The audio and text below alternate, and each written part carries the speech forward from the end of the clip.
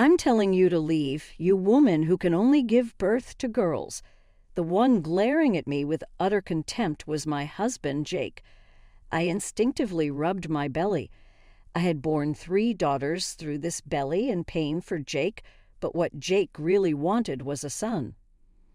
I still remember how after giving birth to our eldest and then our second daughter, he said, "Next time it will be a boy."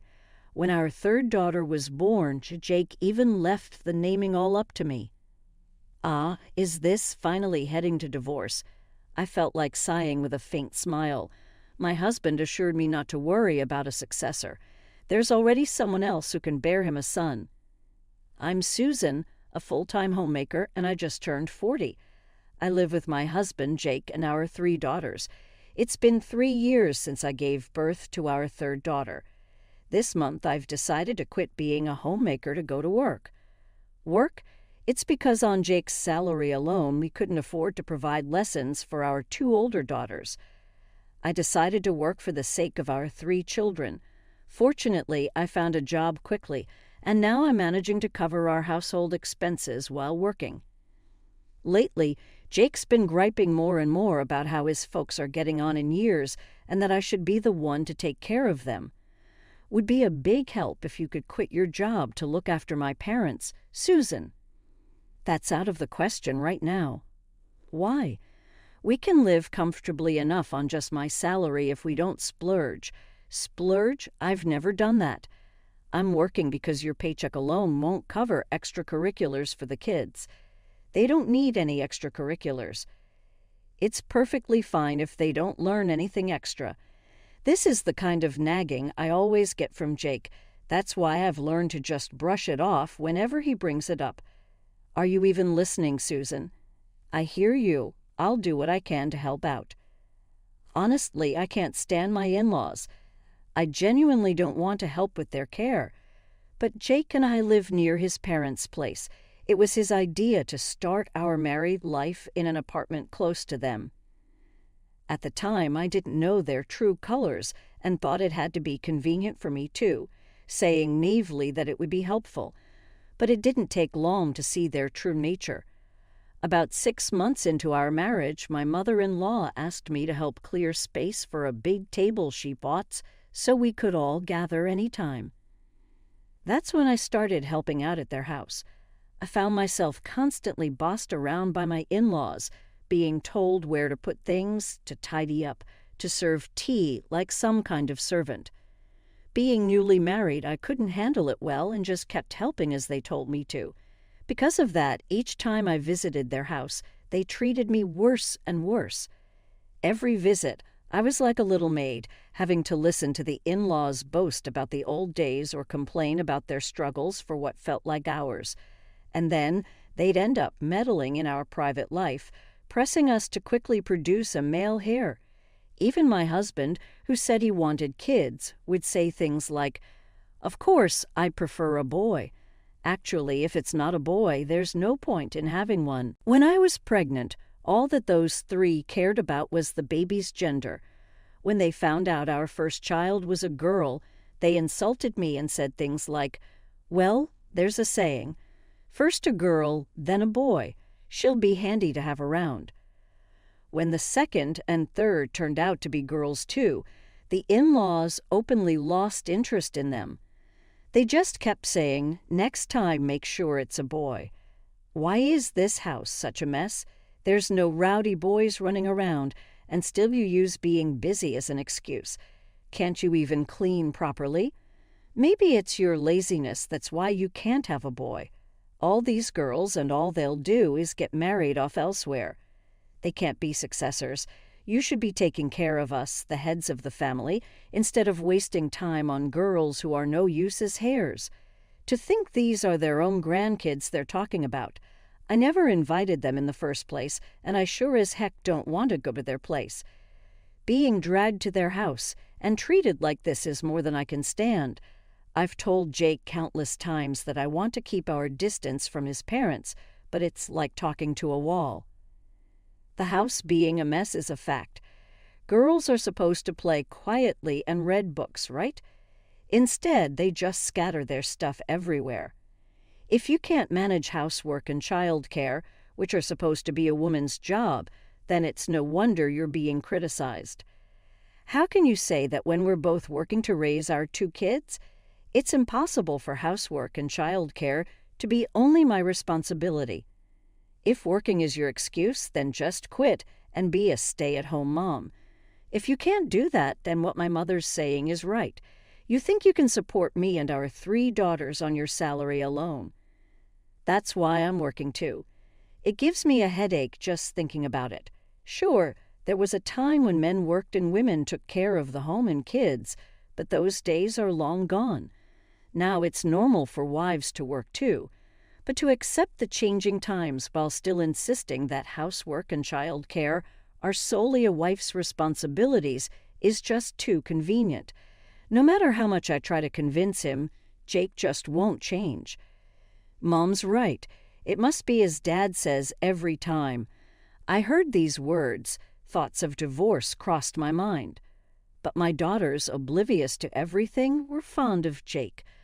Only the eldest, a middle schooler, seemed to have some reservations about Jake.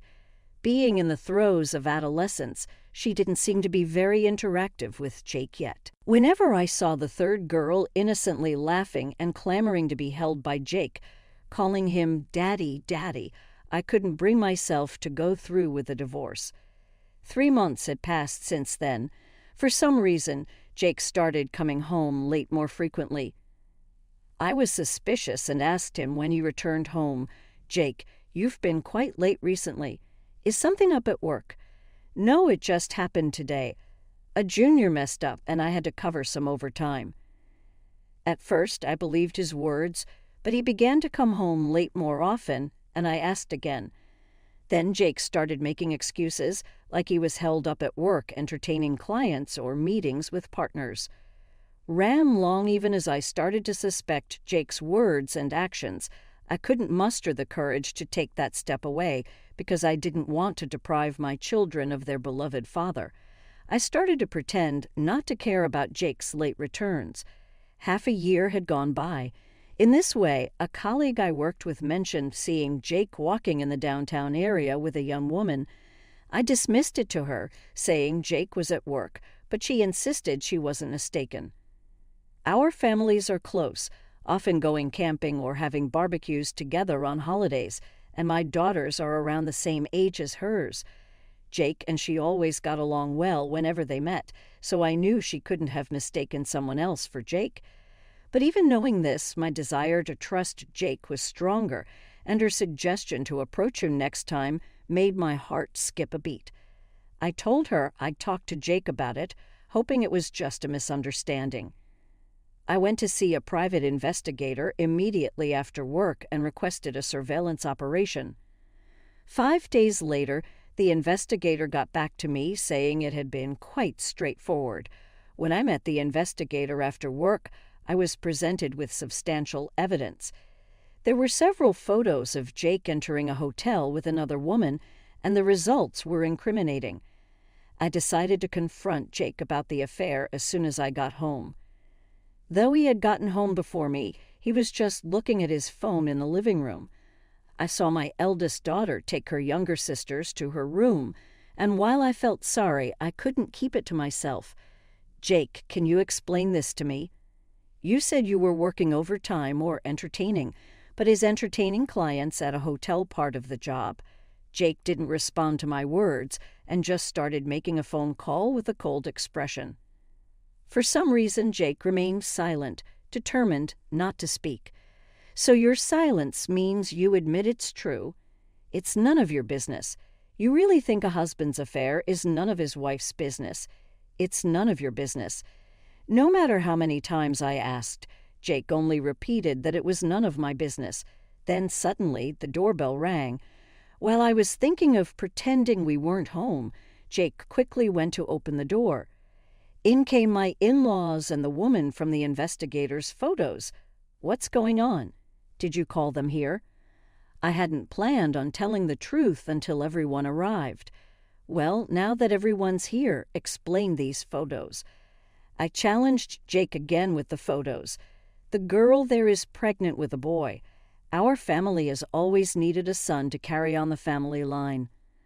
I told you before we got married that we needed a son, but you kept having girls, so you're no longer needed and should leave right away. Just when I thought Jake was starting to make sense, he handed me a divorce paper with an explanation that didn't make any sense. Hold on, pregnant. How many affairs do you need to have for that to happen? Sure, I knew about the son issue, but we can't choose the gender of our babies. Besides, you always seem to love our daughters. Susan, you've heard the story, but you're someone who could only have girls. Just leave this house quietly. I'm sorry, but I'm not talking to you. I'm talking to my husband, Jake. What's going on? As I pressed Jake for answers, my in-laws interjected. That's enough. We're finally having the boy we always wanted. It's best for you who couldn't do anything to leave. I'm not talking to you. I'm talking to you, Jake. So why do both of you come barging in? Don't try to change the subject. At my words, my husband let out a heavy sigh. Enough already. There's no need to discuss this. All Susan has to do is leave this house quietly. What are you saying? We have 3 daughters, and you know as well as I do that it's impossible for me to support all 3 with my current income, right, Jake? That's none of my business. You're the one who wanted to have 3 girls. Just get out already. Don't be ridiculous. What do you mean wanted? You used to dote on all 3 of them too, didn't you, Jake? Why would you say something like this all of a sudden? I thought it would be trouble if it kept ringing until our daughters returned from their lessons, so I reluctantly decided to answer my husband's call.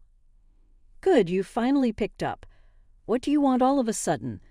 I was about to hang up coldly when my husband suddenly raised his voice. The legs. I mean the crotch. According to my husband, the child that his mistress had given birth to was a girl. Moreover, it wasn't a case of a mix-up during the ultrasound. The doctors had been saying it was a girl from the start. The mistress had lied about the baby's sex because she wanted to marry my husband, who apparently would have considered divorce if it weren't a boy. But his parents put a stop to that. They were worried about not having any grandchildren if things continued as they were. So my husband called off the divorce. He was supposed to be thinking about having another child right away, but his life was in shambles, and he couldn't focus on that. Right after the birth, she couldn't work and had no income. She refused to do housework perfectly because of child rearing, and she flatly denied doing any caregiving for my in-laws. Of course, if you're living with a baby who may or may not have a steady head yet, it's going to be like that. It's tough to take care of household chores perfectly when you're desperate with a baby and you don't have the physical strength or spare energy to take care of elderly parents. Yet, living with this new wife, my husband now told me he was thinking of divorce again. So what do you want me to do about it? I responded coldly, and my husband said, Susan, please, can't we start over? As if I have any intention of getting back together with you now, I lashed out at him. Don't talk like that. Despite having thorns, like a rose, you're delicate and bloom beautifully, aren't you? I love that about you, Susan. Let's give it another try. My husband was trying to hold me back with his poetic words. Those words gave me chills. Susan, are you listening? We've been together for a long time. Your feelings haven't changed just because we've been apart for a bit, have they? Perhaps I would have been moved by my husband's words of love if this were back when we were married. But after discovering his affair and getting a divorce, I could feel it was coldness. I just gave a bitter smile. You're smiling, so that means you forgive me, right, my husband? Happily misunderstood, huh? You're totally clueless. That was a bitter smile. I'm not laughing, and I haven't forgiven you. Why you have to say that, Susan? Please consider getting back together.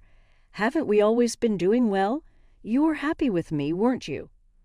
We were not doing well. That's why we fought so many times. I wasn't happy.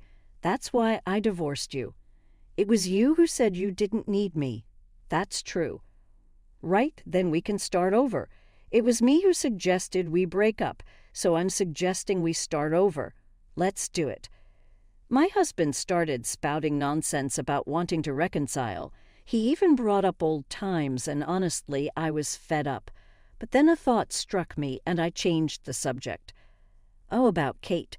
Why do you know her name? She didn't introduce herself that time, did she?" My husband sounded surprised when I mentioned the name of my remarriage partner. "Of course I know. I heard it from the detective, and I even sent a certified mail for the alimony claim. And about her? What about Kate? I was just wondering who she might be targeting next. She has a hobby of breaking up seemingly happy couples or married people, and since you and I are divorced, I was wondering who the next target is." My husband said nothing. Perhaps he was speechless, mouth agape.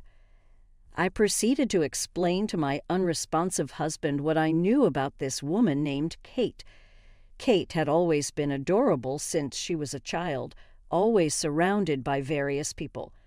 Her father, the company president, doted on her, and she was spoiled, always getting what she wanted. It's precisely because she could get anything she wanted that taking things from others became her hobby. As an adult, her targets became other people's boyfriends, fiancés, and husbands. Since taking things was her hobby, she would easily discard them once she managed to start a relationship. When I introduced her dating history, investigated by a detective, to Jake, he gasped in a strangled voice. "What the heck? Why bring this up now? If you told me this when we were getting divorced, I wouldn't be in this mess. Back then, all you said was get out. You never listened to my side of the story, so I did as I was told and left. It's not like a woman who approaches a married man can be considered good-hearted. Don't talk like that, Susan. It's so sneaky of you, making it sound like it's my fault. If you had just explained things properly back then, it would have been different." Jake, for some reason, started to speak in a defeated tone, playing the victim when he spoke to me. Angered by words, I snapped at him. "What are you on about? You're the one in the wrong. Not like you are wrong. Why don't you just live however you want? I don't care anymore." At my words, Jake suddenly spoke in a softer tone. "Susan, it's going to be tough raising 3 daughters all by yourself. Let me take at least one of them. If you let me take one, you'll have an easier time." "Aren't 2 kids enough?" The cloying sweetness in his voice was so vile it made my head spin. What in the world does he think of our daughters? I could never send them to live with such a man. Neither Jake nor his parents really wanted the girls because they loved them. He kept saying, "Any girl would do," or "just one," talking about them as if they weren't people. I could only see a future where they would be preyed upon by Jake and his parents. I knew that as they grew up, they would receive the same terrible treatment I did. That's why I refused adamantly. "Don't be ridiculous. I will raise my daughters properly." "Don't be like that. A child needs her father, don't you think?" Jake argued defiantly. "A father who can't even raise his kids properly, let alone cheats, has no right to custody." I spoke firmly to leave no room for misunderstanding. Even so, it's up to the girls to decide if they want a father like that. They're too young to decide for themselves now, so I'll take responsibility and raise them. Enraged, I conveyed my feelings and hung up the phone on Jake. I don't know if it was because I immediately blocked his number, but I never heard from him again. Months went by. It seems Jake and Kate's divorce went through without a hitch. Kate went back home with her newborn child. Apparently, the child's father is also married, and she is being sued for alimony, not just by Jake, but also by his actual wife. Strapped for cash, she seems to be working hard at raising her child with the support of her parents back home. Terrifyingly, she shows no signs of remorse. She is aware that what she's doing is wrong, and if caught, she pays alimony as a sign of her sincerity. However, it seems that the money is also being provided by her father, who is a company president, allowing her to live a carefree life. It appears that the reason Kate went after my husband was just a whim. With her natural beauty and status, she would freely take other women's boyfriends and married men. And she decided to target married men as her next conquest. It just so happened that Kate set her sights on Jake and me when she saw us in town. It was a complete nuisance to have our lives disrupted by her caprice. And the reason Kate decided to marry Jake, something she usually didn't bother with after taking a man, was because Jake was indecisive and indulgent towards her. It seems Kate wanted a man who would treat her like a princess, indulging her every whim and buying her whatever she desired. Now I couldn't care less about it all. I was stunned by the sheer audacity of not just my easily swayed husband, but also Kate, the woman he cheated with. My husband Jake was deceived by his affair partner, but he had the chance to refuse and didn't take the bait. No matter what stories I hear, the fact that Jake betrayed me won't just disappear. I also heard that Jake's family was ostracized by friends and relatives and had moved far away. They only stormed into my house once after the move. Susan, stop being stubborn and hand over one of the kids. That's right, Susan. It's not good for a child to receive all the love from just one parent. We'll raise her together, the three of us. Please stop. I'm fine raising her on my own. Thinking that my youngest daughter, who was still too young to understand, would be okay, the three of them came with a menacing look to take her away, and I resisted desperately. You can't handle it, Susan. You can't raise her while working. Hand her over. Susan, poor thing, don't worry. We'll raise her properly no matter what. I said, but they wouldn't listen. Stop. Don't take her. This is kidnapping. My youngest daughter cried loudly, and I screamed just as loudly. Thanks to our cries, the nearby residents gathered and quickly restrained the three of them. After a while, the police arrived from a call and took the three away. I repeatedly thanked my neighbors, relieved that my daughter was safe. Later, the three of them received a restraining order, but I'm considering moving because a restraining order isn't enough to make me feel safe since they know where we live. It wouldn't be strange for them to show up at any time. I've discussed moving with my parents, who live with us, because I feel sorry for them too. They said they'd dispose of the house and move with us, as it would be a nuisance to be followed forever. Still, I feel guilty for changing my daughter's environment so often, yet seeing their smiling faces and healthy growth heals me. I've decided to move to a new place to protect them. Just before moving, I got a call from an unregistered number. Thinking it was the moving company or someone from the city office, I answered, only to find it was surprisingly Kate. Summing up her sobbing story, she had apparently gotten into trouble for being with too many men and had contracted a serious disease. I need money for treatment, so give me back the alimony, she cried. But I responded coldly, don't you have a wonderful dad who buys you everything? There's nothing I need to do for you. Her audacity was too much, and without much of a response, I just hung up. I immediately blocked her and bought a new cell phone, so now she can't reach me anymore. I'm grateful to my parents for coming with me, and I'm determined to keep working hard for my